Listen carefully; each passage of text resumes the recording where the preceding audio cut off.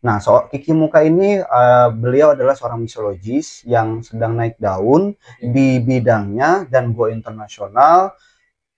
Beliau dapat bukan secara cuma-cuma, tapi butuh kerja keras, butuh effort dan butuh proses. Jadi kalau mau dapetin resipi, tips-tips tentang keberhasilannya, tinggal datang nanti ke Merora.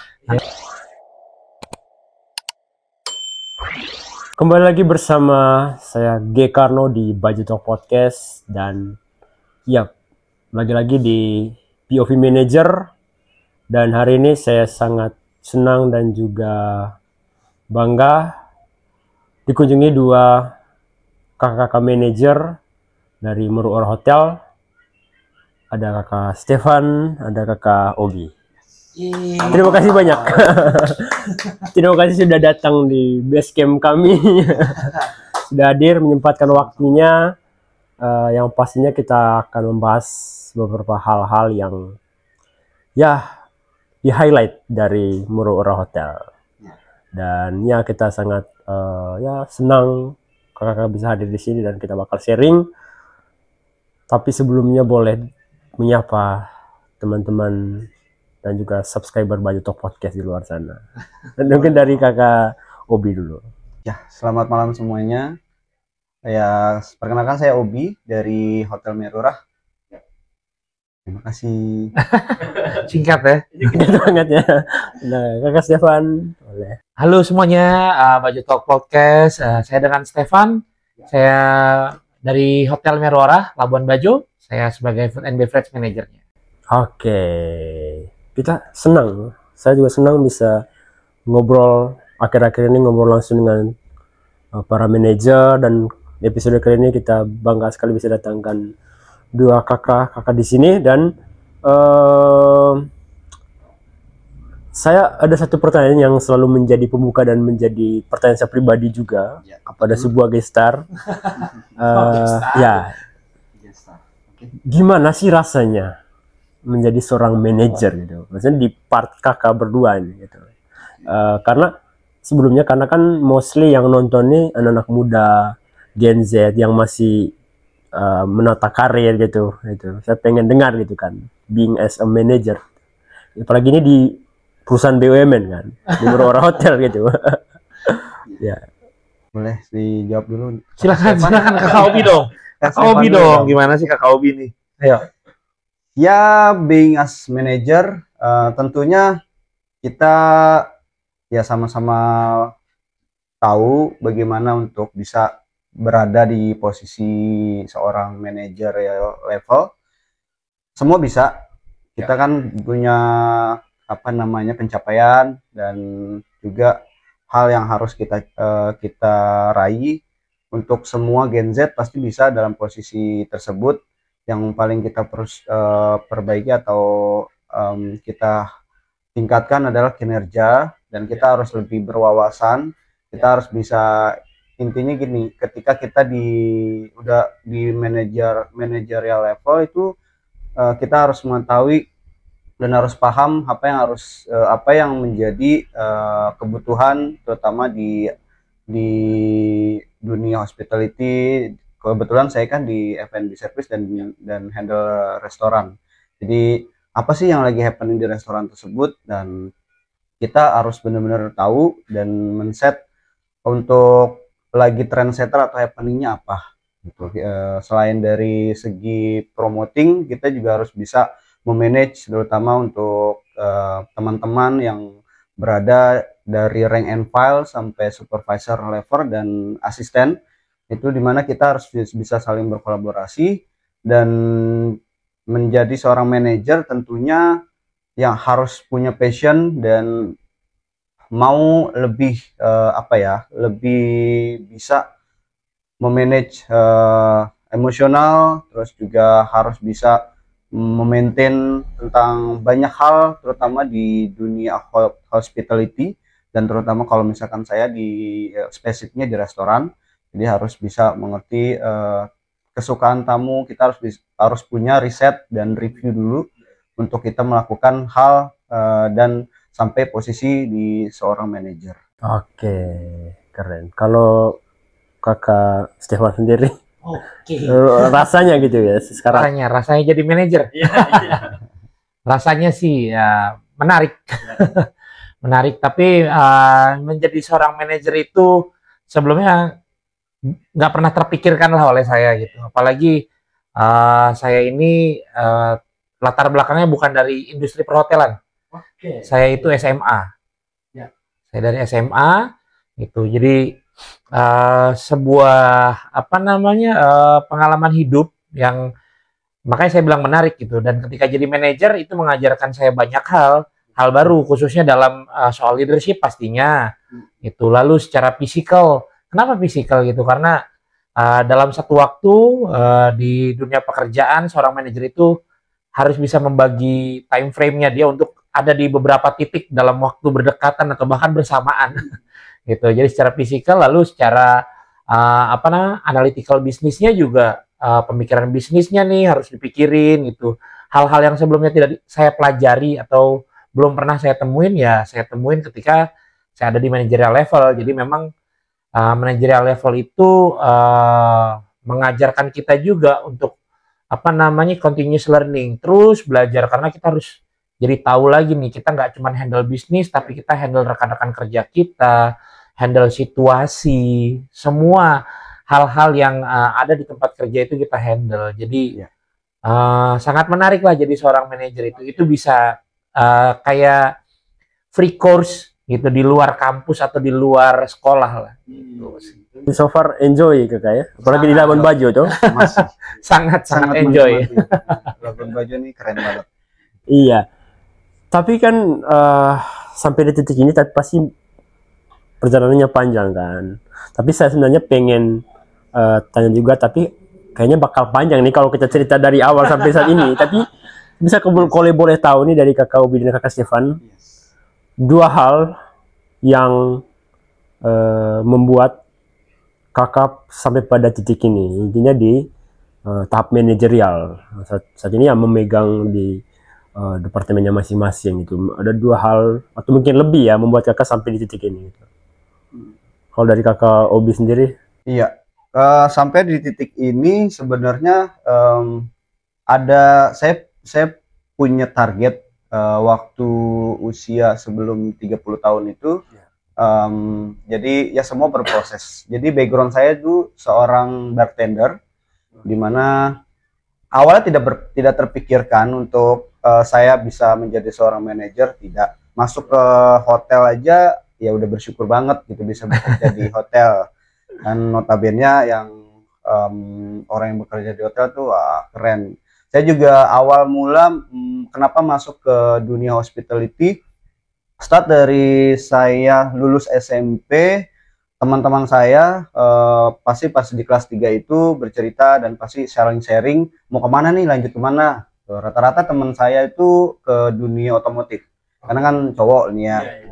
Jadi lebih ke otomotif, terus juga ada juga yang mereka lebih ke apa ya, ke listrik juga, ngambil yang cowok lah gitu. Nah, saya sendiri nih dari dari satu geng itu 5 orang. Saya sendiri yang memutuskan untuk keluar jalur.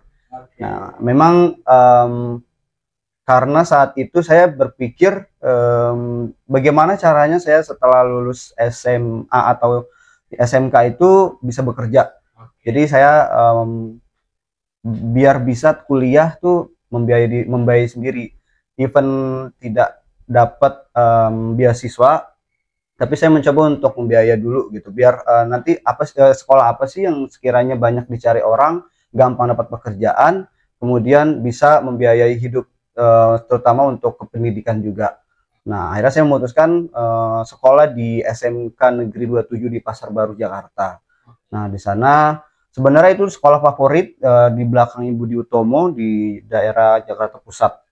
Nah, ya setelah lulus SMP, ya apa ya, berbekal dengan nilai NEM waktu itu kan waktu masih ujian apa namanya, ujian kelulusan. Tua berarti ya. Saya ya berbekal apa ya, percaya diri aja sih sebenarnya, karena sekolah itu lumayan favorit dan banyak lebih banyak didominasi ya area-area selatan, pusat seperti itu. Kemudian coba deh daftar di sana dan thanks God dapet. Kemudian juga saya mencoba lagi ada namanya SBI, itu dari kelas itu disaring lagi untuk menjadi sekolah internasional, bertaraf internasional. Akhirnya saya mencoba dan dapet. Nah di sana saya juga setelah lulus itu belum dinyatakan lulus. Pada saat itu baru selesai ujian, tapi guru saya ada koneksi sama ownernya restoran Itali tepatnya di Jakarta Pusat juga di Jalan Sudirman, Italian restoran. Beliau ownernya dari US tapi tinggal di Jakarta, dan ada vacancy di situ untuk mencari berapa ya, kalau nggak salah 9 orang untuk ditempatkan di restoran itu. Dan ya lagi saya juga mencoba memberanikan diri, sekecil apapun peluang itu saya akan coba. Akhirnya saya interview, proses, dan dari 26 orang itu terpilih 9. Nah, salah satunya saya. Kemudian saya juga tidak tahu mau di divisi apa nih, departemen apa. Tapi ownernya itu mungkin percaya atau gimana, akhirnya saya ditempatkan di posisi bar. Waktu itu masih junior bar. Untuk helper dulu, mengerti dulu tentang itu, dan kayaknya asik. Setelah itu saya mempelajari tentang minuman, mempelajari tentang Italian food gitu. Terus bagaimana Italian signature-nya itu apa aja gitu. Dan kebetulan di sana ada beberapa restoran, jadi berkomunikasi dengan baik. Akhirnya step by step dengan banyaknya pembicaraan dan juga teman-teman dari hotelier sendiri dan juga banyak senior saya yang sudah menjadi manajer, saya melihat profilnya mereka, wah ini kayaknya keren banget ya, bisa nggak ya gitu. Akhirnya ya again saya percaya dengan bekerja keras dan percaya dengan proses, sampailah pada saat sampai seorang manajer. Oke, kerja keras Pasti. Itu dia, kayaknya itu poin penting sih ya. Iya. Jadi kayak panjang gitu ya. Tapi kalau dari kakak Stefan sendiri, kayak dua hal gitu yang menjadi bahan bakar gitu sehingga sampai pada titik ini gitu. Bahan bakar. Kalau bahan bakar utama itu jelas pasti keluarga. Itu kan. Keluarga ingin memperbaiki taraf kehidupan keluarga pasti kan. Walaupun memang hal itu kita temuin, saya menemukan itu ketika memang prosesnya sudah berjalan. Gitu. Jadi kalau misalkan ditanya apa yang paling utama ya pasti buat keluarga. Jadi ketika saya berhasil gitu, itu kan refleks ke keluarga gitu. Artinya saya bisa memperbaiki taraf kehidupan keluarga saya, bapak ibu saya, adik saya kayak gitu kan. Seperti itu. Cuman memang di dalam perjalanannya juga kita harus punya yang tadi yang dibilang sama Kak Obi, itu ada yang namanya kerja keras pasti gitu kan, lalu willingness gitu kan. Willingness itu kan ya kita mau gitu. Sekarang itu bukannya bisa atau tidak gitu, tapi mau atau tidak gitu kan, mau atau tidak ya. Jadi makanya saya bilang saya selalu senang sharing dengan teman-teman itu adalah dengan latar belakang saya yang sekolah menengah atas gitu. Saya bisa survive atau sampai titik ini gitu. Jadi memang willingness itu harus ada, kemauan itu harus ada. Ketika teman-teman mau, maka jalan dibukakan kayak gitu. Iya sih, benar sih kakak bilang, kayak sekarang itu dengan sumber daya yang semakin banyak, apalagi di zamannya kami yang teknologi semakin berkembang. Sumber apalagi sekarang gampang banget didapatkan. Yang paling sulit itu niat itu ya. Iya, willingness, jadi mau atau enggak gitu kan. Gitu. Untuk memulainya itu yang lumayan. Turning point-nya di mana gitu kan, itu masih menjadi tantangan buat kami anak muda sekarang. Tapi ya banyak hal yang perlu dilalui. Tapi kalau kita mau fokus ngebahas poin penting malam hari ini dan alasan kenapa kita ada di sini buat ngobrol, yaitu ngebahas ada apa sih di Murah-Murah Hotel gitu kan. Jadi kemarin saya dikirimi sinopsis kayak ini hal-hal yang perlu dibahas ya. Secara sekilas memang saya kan follow Moro-Oro Hotel. Event-eventnya, so far banyak event-event dibawa. Ada kompetisi-kompetisi juga buat teman-teman saya yang hobi di kopi, di bartender, dan banyak hal.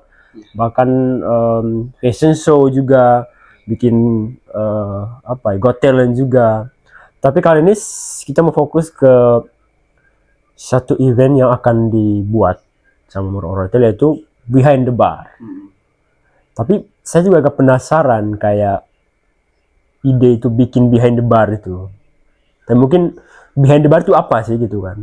Kemudian kenapa itu bisa dibikin gitu di bawah? Kak Obi nih bisa menjelaskan ya. Kak Stefan. Kak Obi suka begitu dia. Ayo Kak Obi. Gitu dia saya duluan yang harus maju baru dia gitu. Kak Obi, saya follow. Iya, kenapa tercetus di namanya Behind the Bar? Karena apa ya? Untuk menjadi sebuah acara kita harus tahu dulu istilahnya kayak behind the scene-nya gitu. Kita mau menunjukkan nih siapa sih yang akhirnya terciptalah sebuah ide atau kita di dunia bar adalah cocktail signature. Nah, dari sanalah kita memulai. Banyak faktor kenapa jadinya seperti jadi namanya Behind the Bar itu, karena yang di part awalnya kemarin di bulan Februari, tepatnya di tanggal 26 itu kita sempat bikin juga event di Januari. Start dari Januari kita aktivasi lagi setiap bulannya untuk tetap apa ya, bisa dibilang kita mau jangan sampai teman-teman yang punya skill di dunia bar, terutama bar itu kan kompleks ya. Jadi bukan hanya bartender tapi barista juga. Di Labuan Bajo sendiri ini kita baru mulai. Nah, dengan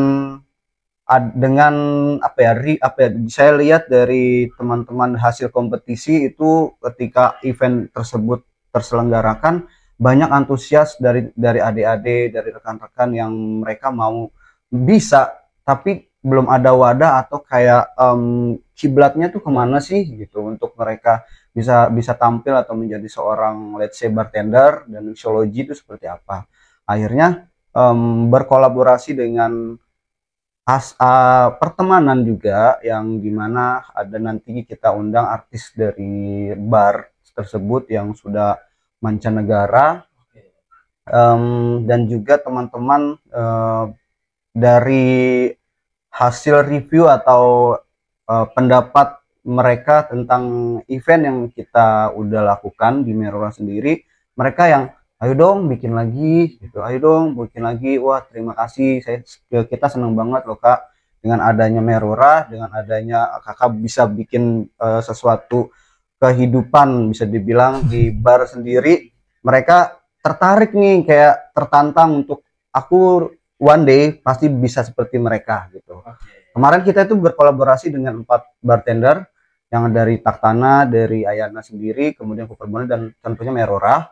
Nah, di sana kita undang dan banyak yang bisa dibilang sangat appreciate dan juga ingin melanjutkan tahap berikutnya gitu. Makanya kita adain series. Nanti setelah itu pasti akan ada tentunya pasti akan ada series kedua, ketiga selanjutnya. Nah, jadi di bar sendiri sekarang ini kita lagi mencoba untuk collab dan memperkenalkan bahwa kalian ini, bartender ini, nggak stuck cuman sampai di sini aja. Kalian bisa berkembang menjadi seorang mixology yang terkenal di dunia sana dengan mengikuti beberapa step, yaitu kompetisi. Nah, dari kompetisi itu kita belajar terpacu untuk lebih memperbaiki lagi knowledge yang ada di dunia bar itu apaan aja. Jadi yang sekarang ini kita di bar sendiri itu bukan hanya bar ya, jadi konsep untuk makanan minuman lebih ke kayak healthy food, healthy drink yang benar-benar zero waste gitu. Jadi dari bahan satu, yaitu let's say kita gunakan pineapple. Nah, pineapple sendiri itu yang biasanya kita cuma pakai buahnya aja, sekarang kulitnya pun kita bisa gunakan. Nah, sampai daunnya pun kita bisa gunakan gitu. Jadi buat apa aja itu pastinya makanya kita perlu lagi mendalami seorang bartender tuh apa sih? Ya, jadi kita bukan hanya meracik minuman selesai gitu. Jadi harus punya soul di hal tersebut. Jadi ketika kita mau bikin minuman, kita udah lihat dari penampilan warnanya, terus dari segi perpaduan antara warna juga, terus juga taste dan garnish. Nah, dari sanalah kita bisa langsung misalnya kayak oh ini bagus atau tidak, cocok atau enggak, dan tidak semuanya bunga atau bahan itu cocok untuk dibuat jadi sebuah minuman. Nah, dari sanalah tercipta untuk mengembangkan lagi, dan kita sampai pada saat judulnya adalah Behind the Bar untuk kita pakai. Oke, keren. Ini kayaknya kesempatan bagus buat teman-teman saya yang selama ini punya niat di bar juga kan, sehingga nanti tidak hanya jadi waitress terus, dia punya kesempatan buat sedikit naik. Benar. Karena saya pikir di Labuan Bajo jarang ya, maksudnya dibikin seperti kompetisi, akhirnya punya tempat untuk belajar. Biasanya teman-teman pada ke Bali ya kalau kita lihat untuk belajar buat di bar. Jadi keren sih. Jadi biar Labuan Bajonya sendiri bisa jadi tempat destinasi berikutnya buat turis-turis atau wisatawan asing ataupun lokal. Iya. Itu kalau sekarang orang berpikir ada apa sih di Labuan Bajo, yang mereka pikir kesini hanya ada mau lihat komodo dan lain-lain gitu. Gitu. Jadi nanti dengan mudah-mudahan dengan aktifnya kegiatan ini yang sekarang coba dipelopori oleh Merora Hotel dan rekan-rekan bartender juga di Labuan Bajo gitu. Mudah-mudahan ini nanti bisa mengangkat, ya itu tadi kita bisa kalau dibilang sekali mendayung 2-3 pulau terlewati ya ini gitu. Jadi selain si Meroranya, kita ngangkat Labuan Bajonya, kita ngangkat juga bartender-bartendernya. Nah dari situ kan kita nanti bisa apa namanya secara simultan barengan kita angkat Labuan Bajonya gitu. Jadi orang-orang lebih tahu gitu, oh ke Labuan Bajo oke kok kita gitu, kemarin kita datang ke sini minumannya enak gitu, orangnya ramah-ramah gitu. Jadi mereka nggak hanya berbicara soal komodo lagi gitu. Berarti kayak event ini tuh mostly kayak kompetisi ya, maksudnya tuh wadah untuk teman-teman kolaborasi, anak muda yang baru-baru juga bisa di sana buat sharing sih, lebih ke sharing gitu, lebih ke sharing. Workshop mungkin ya, jadi kayak bisa sambil praktek sambil belajar. Betul gitu, makanya kita datangkan juga Kiki Moka dari Jakarta gitu. Terus apa namanya, kita open for public eventnya, dan kita memang tidak menetapkan apa namanya harga tiket masuk gitu. Kita tidak menetapkan harga tiket masuk gitu. Jadi teman-teman bisa datang, bisa lihat oh koktail apa sih yang dibikin pada hari tersebut gitu. Terus basic spiritnya apa sih gitu. Taste-nya lebih kemana gitu. Terus bisa dia lihat secara presentasi, oh kayak gini ya cara apa namanya presentasi yang pas seperti itu. Karena inovasi ya kayak gitu. Karena kalau untuk di dunia hospitality sekarang ini kan sekarang semuanya lebih dinamis nih. Gitu. Hari ini bagus, besok ada lagi yang lain yang bisa lebih bagus gitu. Jadi memang kita coba Behind the Bar ini jadi salah satu wadah juga. Itu tadi buat teman-teman buat datang sharing, belajar, berkumpul, silaturahmi, semuanya ada di situ. Kalau Behind the Bar ini kan konsep yang kakak bikin ini kayaknya bukan pertama kali ya. Ada juga kemarin itu bar collaboration juga. Saya juga baca ada Tropical Sunset. Betul, Tropical Sunset. Makanya dari situ sebenarnya kita intinya adalah coba jadi wadah. Kita pengen jadi tempat di mana teman-teman bisa sharing, mengembangkan diri instead of memang in term of business kita juga di situ akan ada generate revenue dari penjualan makanan minumannya juga. Tapi ya poin yang gak kalah penting itu kita mau jadi wadah, kita mau jadi pelopor nih itu di sini. Dari beberapa tempat yang ada, si Merora ini pengen ayo yuk gitu kita jadi pelopor ya, sama kayak tadi aja mungkin teman-teman kapan nih harus mulainya gitu. Kapan nih harus mulainya gitu. Padahal bisa aja besok pagi mulainya atau nanti malam kayak gitu mulainya.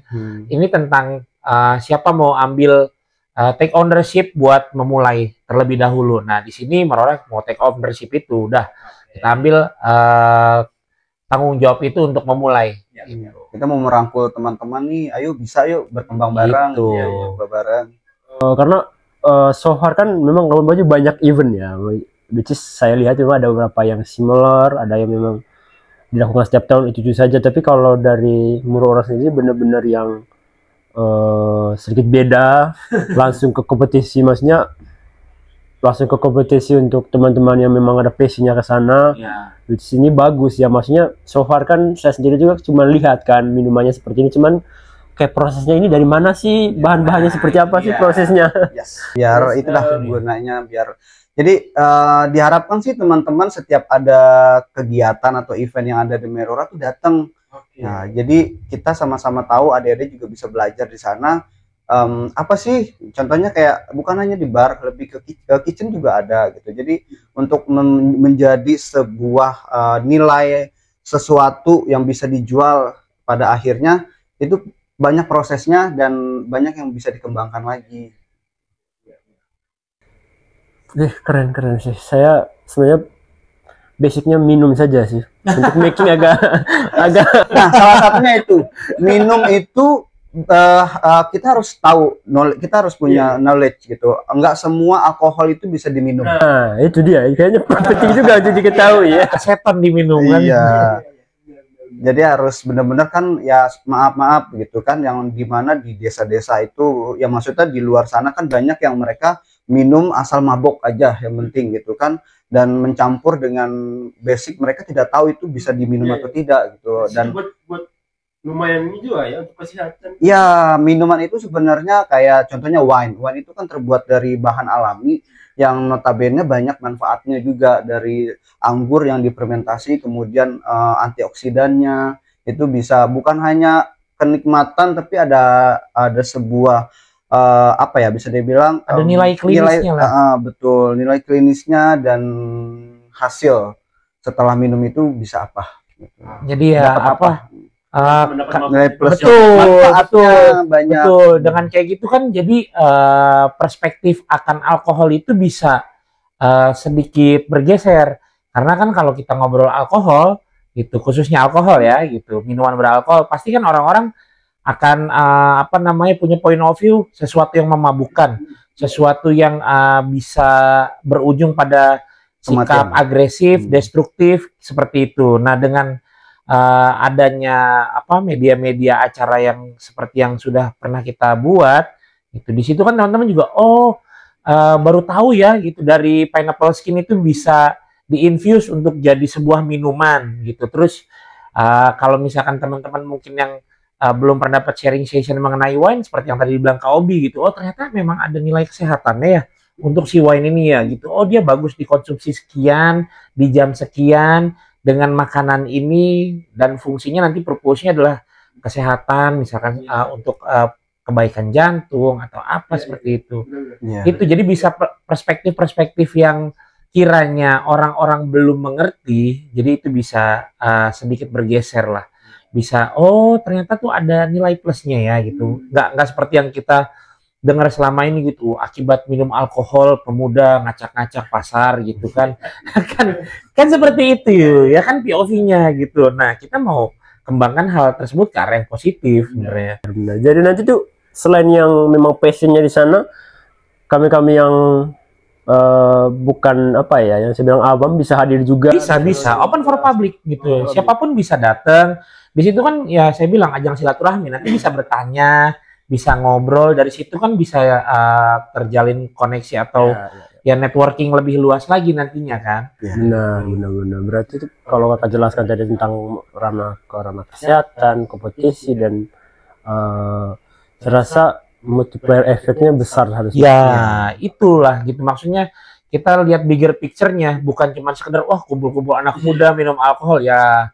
Apa namanya, itu kan masalah pandangan ya gitu. Nah, kita di sini dengan adanya bantuan teman-teman di podcast ini, kita juga mau sampaikan bahwa event tersebut punya bigger picture yang mau kita raih, yaitu tadi gitu. Selain silaturahmi, kita bisa sharing knowledge, bangun networking juga gitu. Berarti kayak alasan utamanya Murora bikin ini ya sebagai wadah. Ya, sebagai wadah. Betul, gitu. Wadah positif lah, wadah kegiatan positif gitu kan. Toh kita di Labuan Bajo, kita satu sama lain nggak mungkin tidak saling mengenal kan, gitu. Oke, saya cari behind the bar. Saya juga baca-baca kemarin ada Moon Bar. Moon Bar itu seperti apa lagi ya? Konsepnya katanya ada juga yang bukan hanya alkohol tapi juga kayak ya bar-bar biasa, tapi juga ada juga menu yang detox. Betul. Yes. Betul. Kalau konsepnya itu yang gimana ya, kalau spesifiknya Kak? Oke, Moon Bar itu adalah salah satu outlet food and beverage kita di Merora. Tepatnya dia ada di lantai 7 dan Moon Bar ini dia sempat close, sempat tutup akhir tahun kemarin itu. Lalu kita coba reactivate, kita hidupkan kembali per 1 April kemarin gitu. Nah, dengan konsep yang ada sekarang, Moon Bar itu lebih ke dia memang slow bar. Jadi benar-benar bar yang buat santai sambil nikmatin sunset, karena memang kita punya bisa dibilang ya gitu, entah kepedean atau enggak, cuman saya yakin gitu. Dari lantai 7 itu, dari Moon Bar itu kita punya salah satu view sunset terbaik di Labuan Bajo tanpa harus naik bukit. Jadi cukup ke Merora ke lantai 7 gitu. Ke Moon Bar ini kita bisa menikmati sunset yang luar biasa dengan konsep slow bar, yang mana kita di situ konsepnya adalah bangku-bangku yang agak low, agak pendek dengan cushion yang empuk gitu. Terus kita facing sunset, facing ke laut gitu. Terus ada sofa, meja-meja pendek yang kita bisa nikmatin minuman di situ. Mostly alkohol, tapi ada yang non alkohol juga. Kalau memang teman-teman yang di situ tidak konsum alkohol, kita ada gitu. Dan kita juga provide untuk makanan-makanan ringan gitu. Makanan ringan, kita ada pizza, ada nachos, ada macam-macam gitu. Dan ini benar-benar konsep yang sejauh ini kalau saya lihat di beberapa rekan hotel di sini kan konsep barnya ya bar gitu, dengan high chair gitu, dia dengan bar stool gitu kan. Gitu. Nah, di sini konsepnya slow bar, lebih chill, lebih santai, dan yang paling membedakan adalah itu, kalau tadi konsepnya adalah behind the bar untuk sebuah acara, maka kalau Moon Bar kita punya konsepnya guridong service. Oke. Guridong service. Jadi si bartender ini tidak ada di belakang table. Oke. Jadi setiap pemesanan minuman gitu, itu akan dibuat langsung di depan tamu dengan guridong. Gitu. Jadi kita di sini benar-benar guest experience-nya kita perhatikan, di mana tamu tersebut feels like home, dia wah ngerasa kayak dibikinin di rumah gitu. Misalkan dia minta bikinin sama sama mama gitu kan, atau sama papa, atau sama istri, atau sama suami, mau bikin minuman dong. Nah, ini dibikin langsung di depan muka mereka. Minumannya apa gitu. Kita coba perhatikan sisi engagement-nya agar terjadi komunikasi nih antara si bartender atau bartenders dengan tamu-tamu tersebut. Biar tamu tersebut juga ngerasa bahwa saya kesini bukan hanya sebagai pengunjung, Bukan datang minum, tapi story-nya. ada story behind-nya. Lalu mereka juga bisa bikin sendiri loh. Nah, Mereka gitu. langsung live kalau misalkan mau coba nge-shake juga kayak gimana. Kita benar-benar konsepnya guest engagement-nya itu kita coba bikin sedemikian rupa agar bonding kita sama tamu tuh ada gitu. Dan ini saya sih melihatnya di sini belum ada ya, di area Labuan Bajo ini untuk yang guridong service ini gitu. Teman-teman kan bikin, tapi kan di bar stall-nya kan, di dalam area barnya kayak gitu. Sementara ini kita duduknya di sana, bisa kita samperin tuh. Pakai troli, pakai guridong, kita bikin langsung di depan. Dressnya beda ya. Dan memang tren open kitchen atau yang langsung itu kan sangat bagus. Sering saya cuma lihat di media sosial sih. Maksudnya kalau experience keluar agak kurang saya, tapi itu yang menjadi tren, dan anak muda juga penasaran gimana sih cara bikinnya kan. Jadi mereka bisa lihat langsung higienitas dan bahan apa sih yang dipakai gitu. Betul, mereka tahu nggak tuh. khawatir Iya. juga ya. Karena langsung di depan hadapan mereka kan, kayak gitu. Ada edukasi di situ kan. Itu apa gitu. Ini intinya ini segala macam. Itu ada interaksinya gitu. Kenapa namanya, let's say, kenapa di infuse, kenapa jadi kordial gitu. Jadi banyak ada istilahnya minuman itu, dan langsung tamu bisa bisa dapat life experience gitu. Life experience di sana juga. Iya, sehingga kita yang kalau kita yang tukang minum jadi tahu juga ya gimana sampai ke warnanya gini gimana gitu. Kita mau tamu punya hal yang memang dia bisa bawa pulang. Seperti itu. Jadi yang dia beli itu bukan hanya sekedar minumannya saja pada saat itu, tapi yang dia beli adalah ada edukasinya, pengalamannya seperti itu. Jadi itu kan akan memorable ya, gitu. Apalagi teman-teman sekarang kan senang tuh live, wah di itu. Nah di situ kan nanti ada engagement juga di sosial medianya. Di samping itu juga dapat nilai plus atau backgroundnya langsung kan ke island pulau gitu, Labuan Bajo, live pinisi, nice, pokoknya perfect tuh. Keren lah, iya. Tadi kakak mention Kiki Moka. Dia itu apa ya, celebrity mixologist. Yes. Saya masih sangat awam sih. Siapa dia dan apa yang teman-teman dari Murora boleh ambil dari kolaborasi ini nanti? Untuk beliau ini saya jelasin sedikit aja ya biar penasaran, nanti bisa langsung datang aja ke Merura gitu. Langsung kenalan sama orangnya. Tuh, untuk profilnya saya bacain sedikit. Di situ dia adalah seorang bartender. Sebelumnya beliau sama kita namanya di dunia bar, terutama di Jakarta ya, luas. Jadi kita saling interaksi dan saling kenal gitu. Jadi pernah juga ke sini ke Labuan Bajo, ada beberapa tempat yang sudah dikunjungi sama dia di sini dan melakukan kolaborasi juga. Nah, mengedukasi tentang, bukan hanya mengedukasi, lebih kepada memberikan inspirasi untuk teman-teman dan adik-adik, terutama di bidang hospitality. Jadi kalian bukan hanya tahu tentang table manner, jadi kalian juga tahu tentang minuman yang akan disajikan itu apa. Nah, Kiki Moka ini beliau adalah seorang mixologist yang sedang naik daun di bidangnya dan go internasional. Beliau dapat bukan secara cuma-cuma, tapi butuh kerja keras, butuh effort, dan butuh proses. Jadi kalau mau dapetin resipi, tips-tips tentang keberhasilannya, tinggal datang nanti ke Merura. Tanggal 25 datang tuh.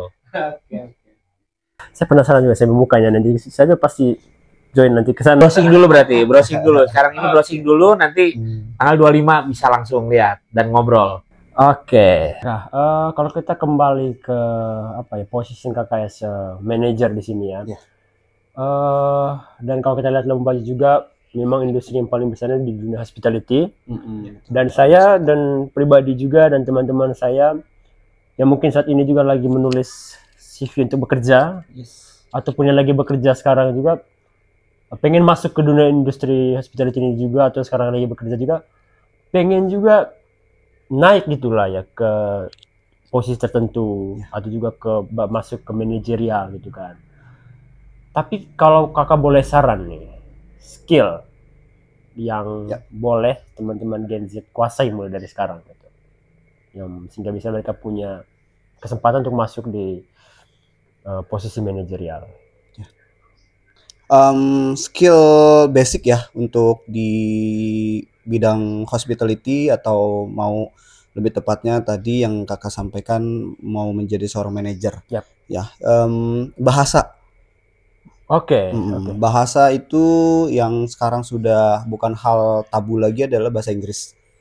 Benar. Jadi ya memang kita bukan apa ya, dalam artian bukan bahasa ibu, atau bukan tidak berarti kita tidak mencintai bahasa Indonesia. Tapi kan balik lagi, kita bersaing bukan hanya dengan orang Indonesia sekarang ini. Jadi bagaimana kita bisa menyentuh atau membaca negara atau sebuah kemajuan itu, kalau kita tidak punya basic language-nya itu tidak ada, jadi susah. Benar. Itu langkah awal ya. Langkah awal adalah bahasa. Dimiliki ya.